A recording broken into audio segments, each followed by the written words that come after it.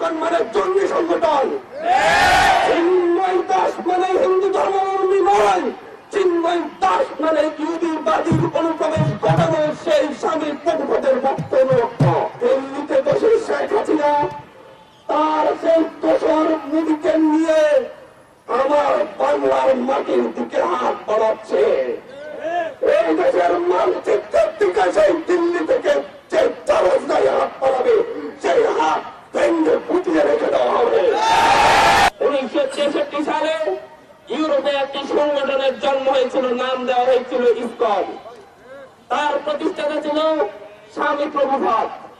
তার উদ্দেশ্য ছিল সনাতনী ধর্মের মধ্যে ইহুদিবাদের বীজ বপন করা। তৎকালীন সনাতনী ধর্মের ধর্মগুরুরা এর তীব্র নিন্দা জানিয়ে স্বামী প্রভুপাদের ভারতীয় উপমহাদেশে প্রবেশের উপর নিষেধাজ্ঞা দিয়ে দিয়েছিল।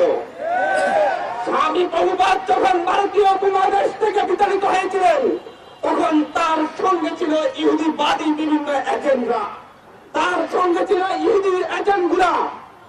তাদের উদ্দেশ্য ছিল এই উপমহাদেশে ইসকনের মাধ্যমে সনাতনী ধর্মের ভাই বোনদের ধর্মীয় অধিকার কেড়ে নেওয়া, এই দেশের জঙ্গিবাদী কার্যক্রম পরিচালনা করা। আপনারা যদি ইতিহাস লক্ষ্য করেন, রাজধানীর শনিবাগের সনাতনী ভাইদের মন্দির এই ইসকনের উগ্রবাদীরা দখল করে নিয়েছে। এই ইসকনের উগ্রবাদীরা সিলেটে 2019 সালে রথযাত্রায় হামলা করেছিল। এই উগ্রবাদীরা একটি গ্রাম থেকে আমাদের সনাতনী ভাই বোনদেরকে তাড়িয়ে দিয়ে ইসকনরা দখল করে নিয়েছিল। ইসকন মানে সনাতনী নয়। আমার সামনে এখানে মিডিয়ার ছোট মিডিয়া আছেন, আপনাদেরকে গত কয়েকদিন যাবত লক্ষ্য করেছি চিন্ময় দাসের প্রতিটি প্রোগ্রামকে আপনারা সনাতনীদের প্রোগ্রাম হিসেবে উপস্থাপন করেছেন। আপনারা কি করে এটা পারেন? আপনারা কি ইসকনের লক্ষ্য উদ্দেশ্য দেখেন না? আপনারা কি মনে করেন চিন্ময় দাস মানে সকল সনাতনী? আপনারা কি মনে করেন ইসকন মানে সনাতনী? তাহলে এই যে হাজার হাজার সনাতনী ভাইরা ইসকনের বিরুদ্ধে জঙ্গি ইসকনের বিরুদ্ধে আমার সনাতনী ভাইরা প্রতিবাদ জানাচ্ছে, তারা কারা? ইসকন মানে সনাতনী নয়, ইসকন মানে জঙ্গি সংগঠন। চিন্ময় দাস মানে হিন্দু ধর্মাবলম্বী নয়, চিন্ময় দাস মানে ইহুদিবাদীর অনুপ্রবেশ ঘটানো সেই স্বামী প্রভুপদের বক্তব্য। আপনারা ইন্ডিয়াতে দেখেন, ইন্ডিয়ার অধিকাংশ হিন্দু ভাইয়েরা বোনেরা এই ইসকনের বিরোধিতায় রাজপথে নেমেছে। আপনারা পশ্চিমবঙ্গের নির্বাচনের আগে দেখেন ইসকনের বিরুদ্ধে মমতা ব্যানার্জির বক্তব্য দেখেন, তারা কিভাবে উনি বলেছেন যে বাংলাদেশে এই উপমহাদেশে ইসকন জঙ্গিবাদ চালাচ্ছে, উগ্রবাদিতা চালাচ্ছে।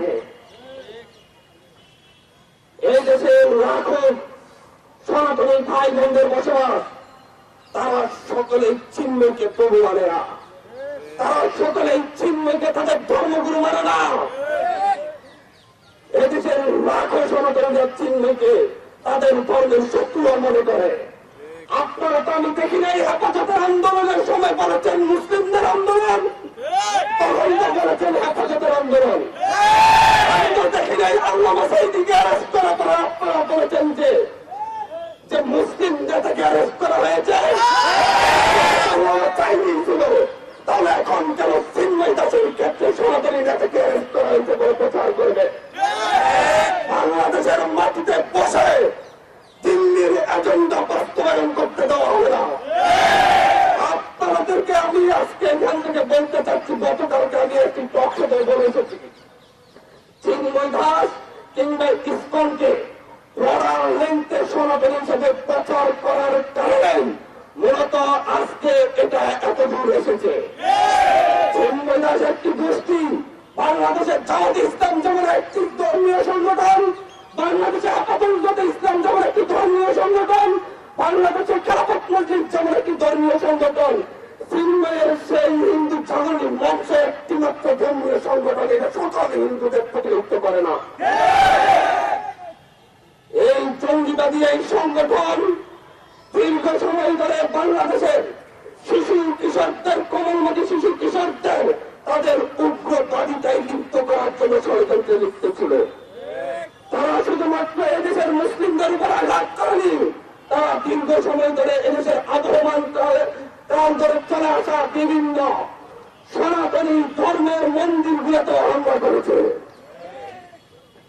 ইসকনের সদস্যরা আজকে শুধুমাত্র এখানে আমাদের আলিফ ভাইকে হত্যা করেনি, আপনারা ভুলে যাবেন না পাহাড়ি অঞ্চলের মুসলিম একজন ইমামকে হত্যা করেছিল। ইতিহাস দেখে দেখে কেন এই জঙ্গিবাদী ইসকনের বিরুদ্ধে ইসকনকে নিয়ে কেন নিউজ কভারেজ হয় না? দিল্লিতে বসে শেখ হাসিনা তার সেই দোসর মুদিকে নিয়ে আমার বাংলার মাটির দিকে হাত বাড়াচ্ছে। এই দেশের মানচিত্রের দিকে সেই দিল্লি থেকে যে চারস্তায় হাত বাড়াবে সেই হাত ভেঙে বুঝিয়ে রেখে দেওয়া হবে।